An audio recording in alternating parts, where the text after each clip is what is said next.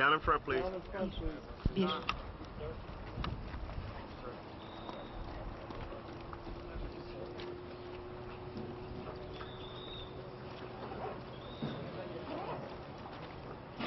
Bundan bana da versin.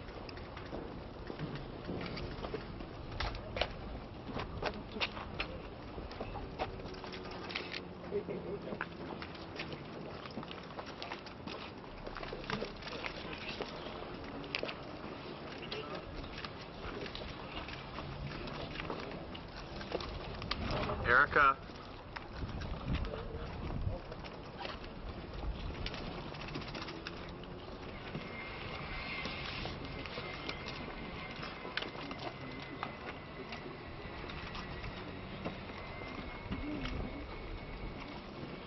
Ladies and gentlemen, having just completed the main part of our talks, which covered a wide range of issues, President Bush and I are now ready to face what might turn out to be the most delicate part of our program, taking on the press. I will now make a short introductory statement, which I believe will be followed by one of President Bush later. We will be glad to take your questions. As your background briefs probably note, this is the second visit to Turkey by an American president and the first one since 1959. This alone makes President Bush's presence among us an historic occasion. On a personal basis, my wife and I are particularly happy to be able to reciprocate the warm hospitality that was accorded to us by President and Mrs. Bush during our visit to the United States. You all know that during the recent months, President Bush and myself consulted each other frequently and on occasions almost daily. Although these consultations dealt with the immediate concern of those days, they nevertheless underlined the unity of cause and parallelism of approach between our two countries. During my last visit to the United States, we held intense discussions in the relaxed atmosphere and seclusion of Camp David. There we came to recognize that our long-standing relations and cooperation have reached strategic dimensions which offered our nations new possibilities. We decided that we should work together and turn these possibilities into lasting benefits. Today we went further on these issues. We noted that the friendship and cooperation that exists between our two countries not only serve our interests on the bilateral level, but also constitute an essential element of the broader partnership between the United States and Europe as a whole. It's clear that Turkey is taking its rightful place in European integration will have important implications on the stability of regions neighboring Turkey and ultimately on the peace and stability of Europe and the world. These call for a deepening of our political dialogue. We agreed that while the recent developments in the European security environment allow for a more effective pursuit of dialogue and cooperation as a means for enhancing security and adequate defense posture is still an essential element in facing prevailing uncertainties and instabilities.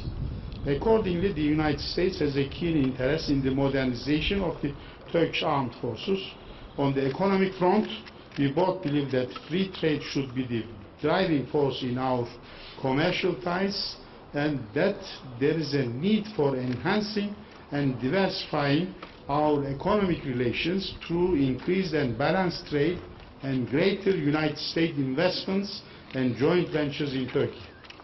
Furthermore, we are convinced that the scope of our relations would be incomplete if cooperation areas such as education, science, health, technology, and culture are neglected.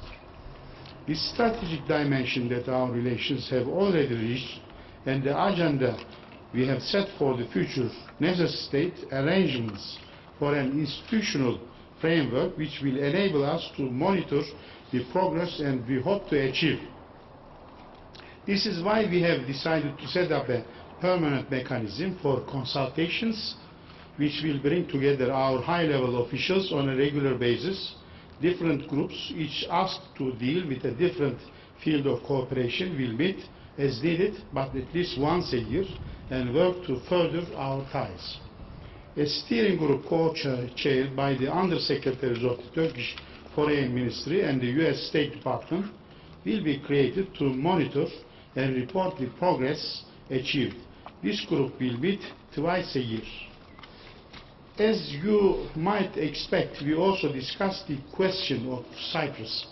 I confirm that Turkey is fully committed to a negotiated settlement mutually acceptable to the Turkish Cypriot and the Greek Cypriot peoples of the island, and that political equality, bi-communality, bi-zonality, and the maintenance of Turkey's effective guarantee are essential to a just and viable peace there.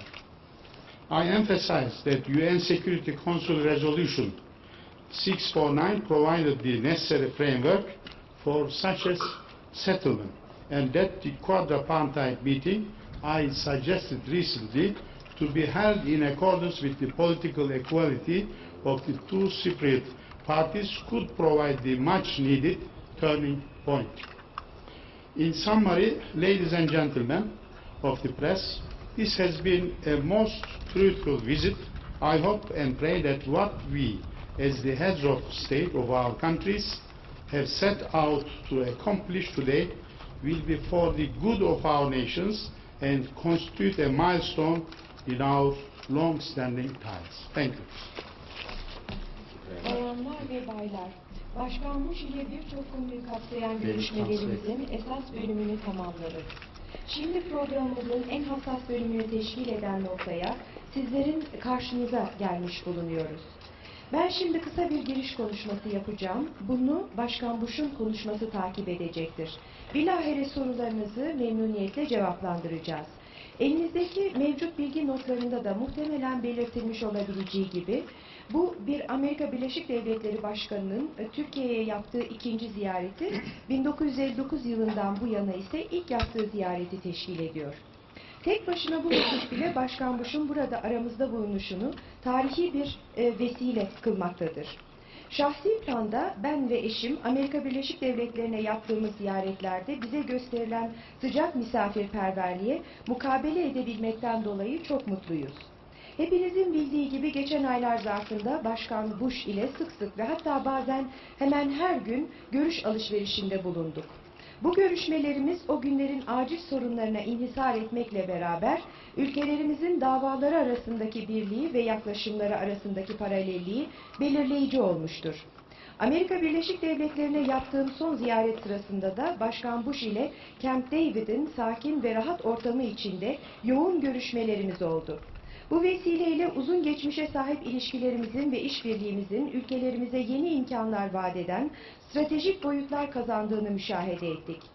Birlikte çalışarak bu yeni imkanları kalıcı menfaatlere dönüştürmeye karar verdik. Bugün bu konular üzerinde daha uzun uzadıya durduk. Ülkelerimiz arasında mevcut işbirliğinin menfaatlerimize yalnız ikili düzeyde hizmet etmekle kalmayıp, bir bütün olarak Amerika Birleşik Devletleri ile Avrupa arasında mevcut kapsamlı işbirliğinin esas unsurlarından birini oluşturduğunu müşahede ettik.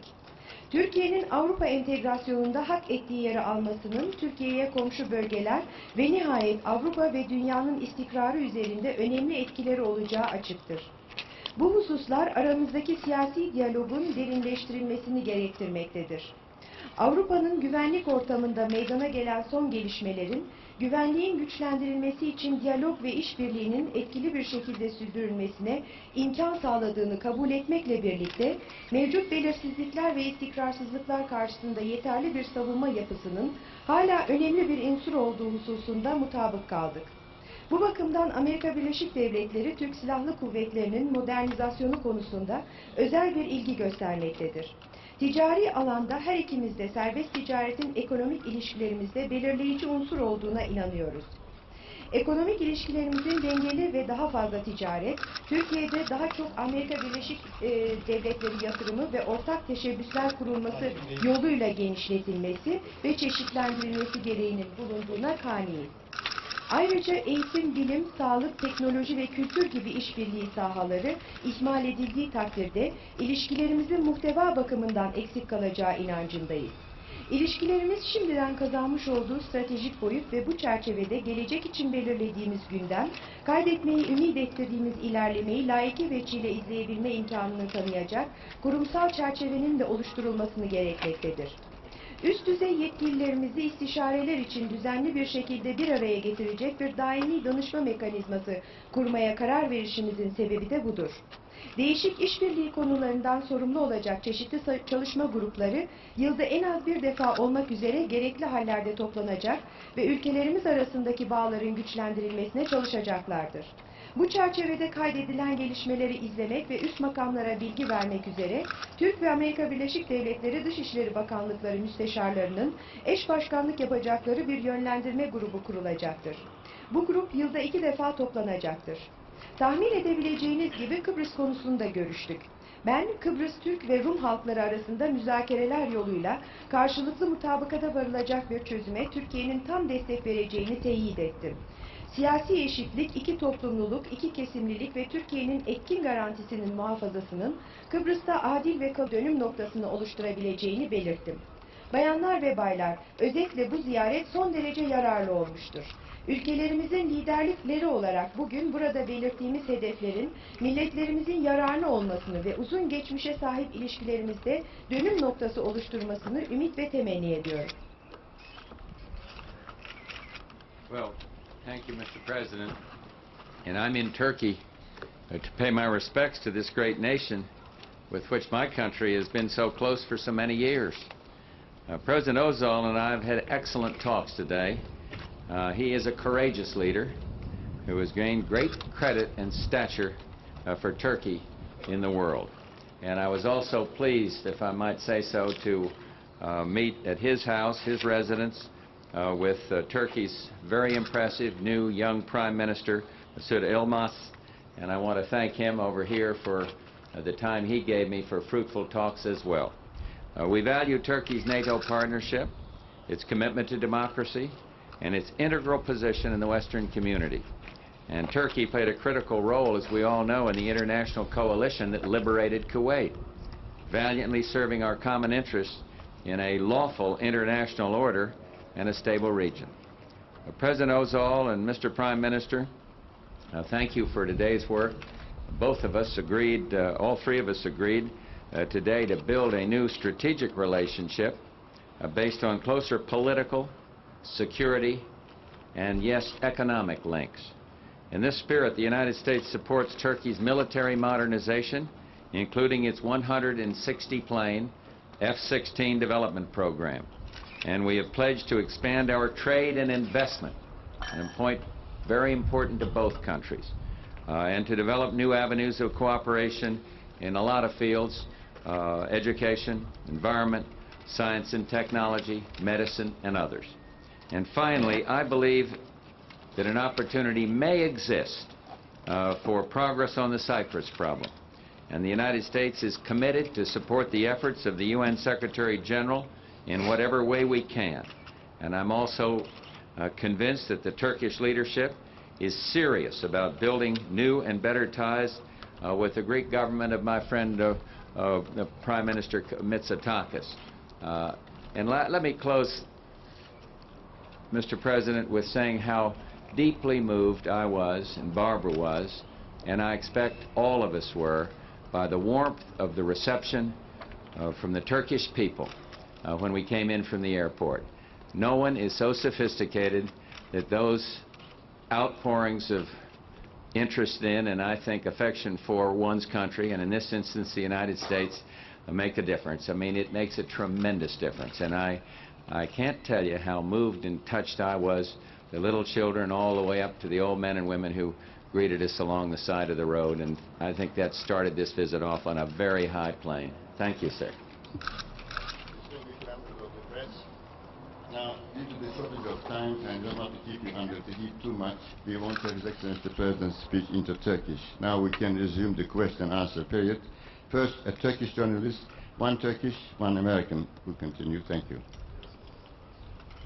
And the press conference will end 5 to 5 sharp. Thank you very much.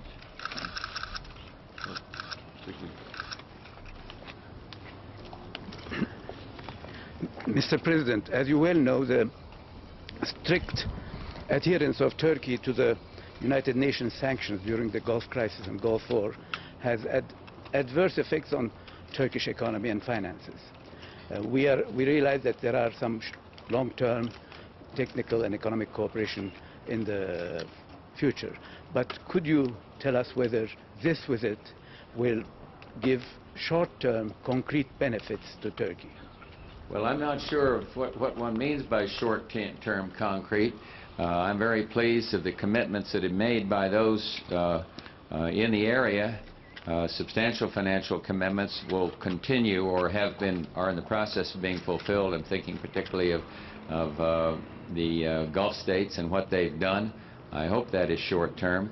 But in terms of the United States, I think we have an understanding with the Turks along the lines of my statement here as to what we can do to better enhance each other and to help the Turkish economy. So I'd leave it right there, except to say Turkey did suffer. Many countries did that supported the Gulf War. It was costly to everybody. But I think the price was worth it when you consider that aggression did not stand, and we've set a precedent now for future aggressors so that they will travel very, very carefully. Mr. President, I'd like to ask you about Iraq. There was renewed fighting this week in northern Iraq between Kurdish rebels and Saddam Hussein's forces. Can you tell us, is that a matter of concern for you, and does that risk renewed U.S. involvement in Iraq? Are you speaking to me or to President Ozal? Yes, it's a matter of concern to us. Anytime there's a conflagration of that nature, it's a matter of concern to us. I understand that the matter is hopefully getting resolved, but we moved in and when the Kurds were brutalized. Great cooperation from Turkey and other countries. It was not a unilateral move. We have subsequently removed our forces from the area, but I think that the parties there realize that our role is for peace, and anytime there is an outbreak of hostilities, it concerns us. I don't think, if the question implies that we're going back to what we were when the war ended and a major, massive attacks were launched against the Kurds, that we're seeing something like that taking place here.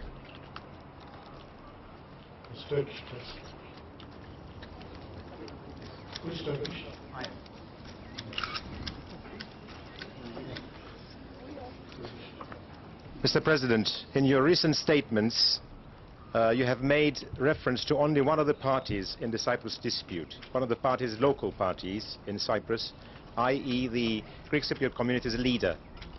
And you haven't made any reference to the Turkish leader. Is there a reason for not making such a reference? And is this not contrary to the Security Council decision 649 on equality? Thank you. No, I think you raise a point, perhaps oversight, but I do believe that the question is a question of community, not personality. The President of Turkey has proposed a quadripartite talks, and we support that. So I appreciate your pointing that out to me. And I think the question is community. And I mentioned Vassiliou as the President of Cyprus, but I think you raise a good point. This problem will not be solved unless the communities get together. I'm just sitting here answering. I'm not in charge of who's vectoring these questions. Sir, if I may follow up on Terry Hunt's question. This is a question really for both of you. The question really being, what is the tripwire whereby Allied forces would come into play, particularly this rapid deployment force that you're forming here in Turkey? Is it only actions against the Kurds north of the 36th parallel, or in fact would it be actions against the Kurds to the south? And this is also important for the Shiites. There are reports, unconfirmed reports, that Saddam is trying to starve out the Shiites, keep them in the marshlands in the south. You want to go first? And I'll be... Well, thank you. Well, let me say that the Rapid Deployment Force is to guard against a repeat of horribly brutal events in the north. And we are not anticipating that that force will be used. We are thinking that Saddam Hussein, having learned his lesson once, will hopefully not embark on the kind of carnage that resulted in our having to do what we did in the past with Turkish cooperation. So I would not anticipate, John, seeing those forces have to come into action. But should there be a need in the south, different assets would be used. I think I will say just in addition to President Bush what he said, the force is going to be a kind of force will be used to protect the Turkish borders, to come to such a big inflow of refugees, which has been in the month of April, and such occurrence should never happen again. The President raised a good point, because in addition to what happened in saving Kurdish lives, there was this question of respect for borders.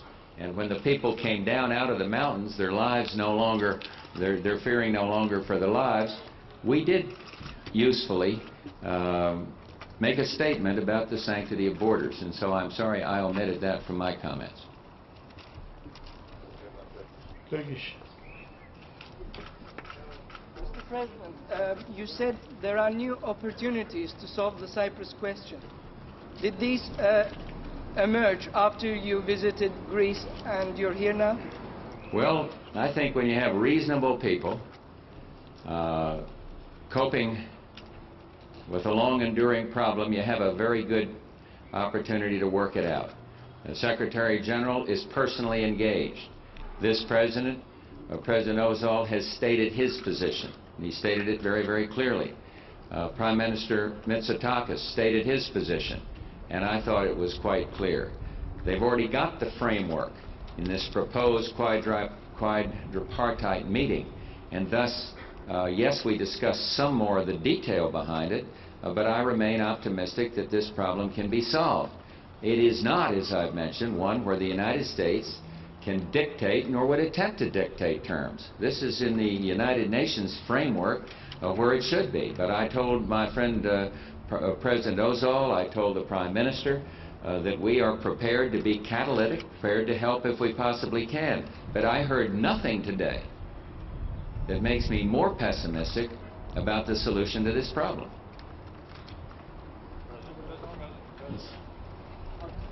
President Ozal, concerning the suffering that...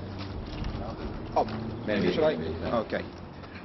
Concerning the sacrifice that the nation of Turkey underwent for its participation in the Gulf War, have you been disappointed with the amount of compensation that you've received from those who have pledged to assist you? What do you want President Bush to do, if anything, to repay Turkey? I think in front of the international press here, I would like to thank, especially to President Bush, the support given on that aspect to Turkey. Let me tell you, a crisis such as occurred in the world, and everybody loses. I mean, not only Turkey, but also Yugoslavia, which has relation with Iraq and Kuwait, and also take Romania or Bulgaria, or many other countries, India. But we have borders. Yes, we have been involved militarily or base-wise, and in order to counter this aggression. And up to now what we get maybe doesn't meet our requirements, I mean our losses, but if I compare with the other countries, those countries get nothing. And Turkey at least get up to now more than $3 billion. Mostly is free of charge, not credits. And therefore I say I would like to thank to President Bush, which supports he has shown, and still this support is coming from the United States and through the Gulf countries also involved. Thank you. Another Turkish journalist? You don't want to get in. Mr. President, you are admired internationally for being a champion of the rule of law. Unfortunately, in Cyprus, this very principle is being violated by the imposition of one community as the government of the whole of the island. How can this be reconciled with 649, and what can you do to help, Mr. President, remedy the situation? It can't be reconciled, and the only answer is negotiation and discussion. So I'll repeat, we have reasonable leaders now in both Turkey and Greece. You have a determined Secretary General, you have a United States President and government willing to use whatever it can to have international law supported and to have this heretofore intractable problem solved. And so the Turkish government has proposed a get-together, quadripartite, and that is the best hope for peace and the best hope for the solution to the Cyprus question. This gentleman. You've been keeping to a whirlwind pace, sir, on this trip. You have another one coming up, which is scheduled in much the same way. And I wanted to ask first, sir, how are you feeling? And second, I wonder how your staff is doing and how you expect it will be doing by this time next week. I'm feeling great. I plan to exercise when I leave here. I'll confess to being a little bit tired. A lot of evening action out there, coupled with getting up pretty early. So I'm 67 still, and I have to confess that from time to time I get tired. But I've been spared a lot of the work by my staff, a lot of the behind-the-scenes work. Some of the staff are fatigued, others are ready to charge. But I think when we get home we'll have an opportunity to relax. The doctor, you know, because of this recent, I don't want to bore the Turkish press with it, but I had a little flare-up a while back, and because of that the doctors check it every day and give me the pulse treatment, and I'm on some kind of medication to get the thyroid in balance and all of this. But Brett, generally speaking, I feel good. I feel up for all this. I can't say that at some points along the line in the last few days I haven't gotten tired. But I know that we'll have enough time to do two things when we get home Monday. I have a speech, as you know, Monday afternoon, which might not be one of the heroic successes. It may rank with my empowerment speech, which fell a little flat. But that being over, I will be prepared to do two things. One, get some rest in our own bed and be ready to go. And secondly, brief for the important meetings with President Gorbachev. But no, I'm very blessed with you know, the ability to keep charging. Staff, I haven't taken inventory. One or two are feeling a little under the weather from time to time, but for the most part they seem cheerful. And I'd let Marlon, when this is over, speak for all. He himself having awoken from a good night's nap on Air Force One coming over here, so he'll be in a position to address himself to that. No, it's a speech in the Rose Garden to some special group. Don't ask me anymore. Mr. President, I have a very simple and short question. Me? Yes, sir. Are you dedicated and determined to remove Saddam with whatever means that can be used for this end? Look, one, I'd like to see him out of there, Saddam Hussein. Two, we will not have normal relations with the United States as long as he's in there. Three, it was never an objective of the United Nations under these many resolutions, 12 resolutions, to get him out of office. The resolution was to get him out of Kuwait. And with the help of Turkey and other countries, we were fantastically successful there.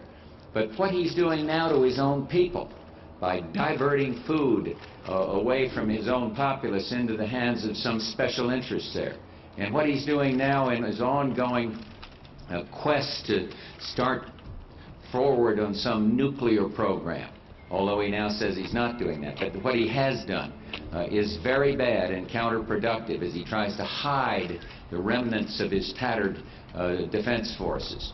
And so I see nothing redeeming in his attitude or in the way he has conducted himself.